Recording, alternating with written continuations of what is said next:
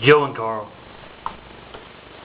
are out in Joe's front yard when Ken gets home. He lives next door.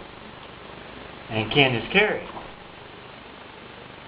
this duffel bag. And Joe says to him, "Oh, Ken, looks like you're hitting that gym, are you?" And Ken just smiles and says, "Oh, no. The wife wanted to have an intimate little dinner tonight. That's why I'm home early." And with this big goofy grin on his face, Ken goes running up to his house.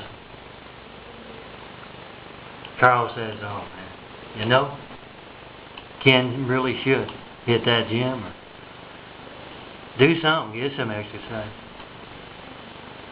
That cat is really turning to fat with him."